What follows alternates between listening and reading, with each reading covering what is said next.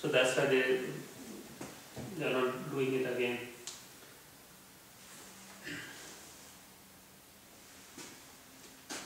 So the PV array is 5.6 kilowatt, but for the both sides. So say 3 kilowatt. There is a publication from CMHC, Tap the Sun, which tells you basically, say in Saskatoon, what angle you should put your PV panel on, so to maximize the solar gain. So that, like by using this, they are producing 112% of the electricity consumption, 6% of the domestic water heating, and 11% of the space heating. But we have also seen that now we are monitoring them for a period of 6 months to 9 months already. Most of these houses are not net zero. They are close to net zero, like 98, 99, because a lot depends on the person who are living in there. We can model the house, but we cannot model the people who are, like, say for example, if you are telling people to take one shower for like 3 minutes. If somebody takes for 5 minutes, you have to heat more water. So things like that. A lot depends on the people who are living in, like in Eastman, Quebec. The lady who she likes to open the window in the night time to just get the fresh air in. There goes your heat. So a lot depends on your the people who are living in the house.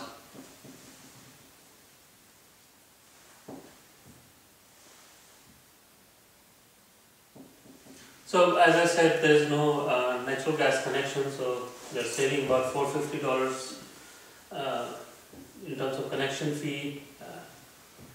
They have about $40 surplus, which we found that there's no surplus right now, for example. Also, even with that tilt, snow can accumulate on that and reduce the amount of electricity you are producing.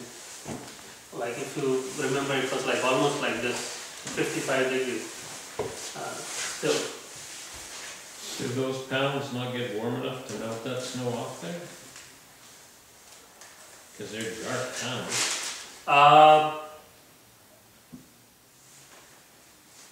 In the morning, like snow does stick to it. Like you can wash it with a hose, then it will clean up. Or if there's a lot to do with shading too, like if it's shaded, then snows tend to stick more to the PV panel. But at that slide, like if they have, it won't stick for a long time. Like it slides away. Like if it heats up by another 4 or 5 degrees, it slides down. But for 2-3 hours, you will have less production. Also, a lot depends on shading. Like they didn't think about shading that much when most of these houses were designed. If someone decides to build another house and it shades a little bit, the production goes down by 40-50%. These PV panels are like very low efficient to begin with. Their efficiency is between 8 to 14% efficient. So most of these houses use 12 to 14% efficient PV panels. And if the shading comes, now you are only 7% efficient. So. What about the flexible solar panels they have now? Flexible solar panels. Roll-up. Those are like 1 or 2% efficient. Those solar walls that you can put anywhere, those are very economical to buy too. Like instead of spending, say, $2,000 per panel, you're paying only like $300-400. But they're also producing less. Like its efficiency is quite low. But as the cost go down, you can put it anywhere. Like people are putting, like solar wall is going to be the next thing. People will put it on the wall. We have so much wall surface. In California, I think they're using it anywhere they can find space. Because government is giving so much incentive, so who cares? Like even if it is producing a little bit less, they're putting it on. So this is like on roof, most of them were about 80 on an average on roof insulation. Echo Haven and Riverdale went up to 100, which is not required. They just try to overdo it. 80-85 is good enough number to for insulating the wall. No, for insulating the roof. For wall, 50 was on an average. It worked out that much. And for PV panels, the average was about 5.5 kilowatt. And average energy rating of the house was about 85.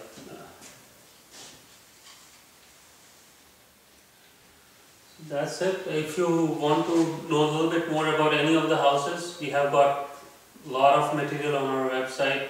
You can learn about what kind of wall system each house is used, what kind of PV panels. There's also a 10-12 page write-up on each project, like what exactly they did, what worked, what didn't work, and we are monitoring it right now. So from next year, we'll be publishing results like what technology worked and what didn't work. So That's all on that website? on the website, yeah. Or just type equilibrium and you can find a lot of stuff.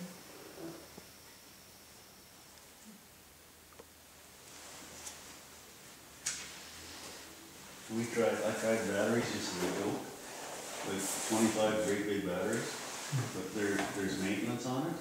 And then the new code, I'm an electrician, I took the code course upgrade this year, and they're 2 years behind on solar stuff. But you have to have a ventilated room for your batteries, for the drain, for a catch tank in case one of the batteries leaks the acid. And it's got to be ventilated for the rest of your house. So if you've got that off gas. Unless you want a hydrogen explosion. Well, so then I got rid of those batteries real cheap. I got them second hand from the power plant, Mm-hmm. and then I got rid of them to another guy. He loves them.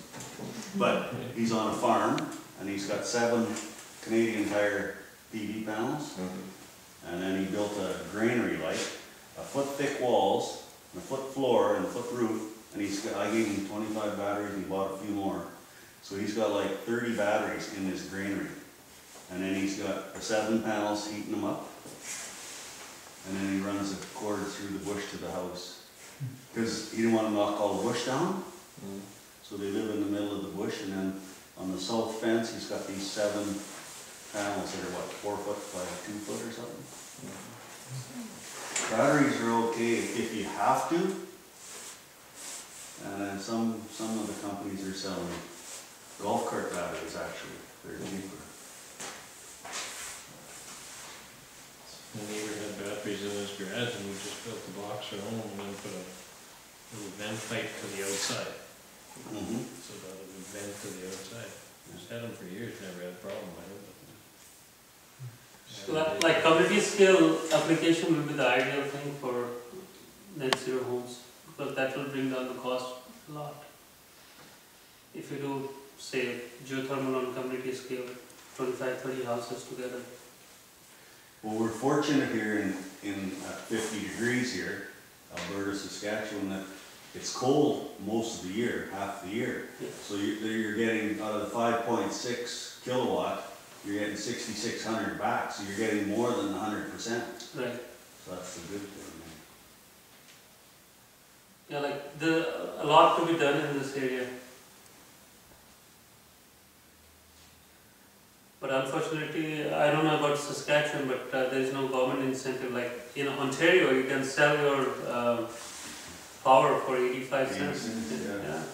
That's your payback. Like in Calgary, like in Alberta, is 7 cents, and 80 cents is like huge difference. It's like anything, the squeaky wheel gets the grease, there's gotta be enough people scream and holler that they want. There was a program launched in Alberta. I think they had $200,000. That was the city of Edmonton just last month. Yeah, like 200,000. That's yeah, like 6 houses. yeah, that's what happened. Like the moment they announced the program, next week people are trying to apply. It's already committed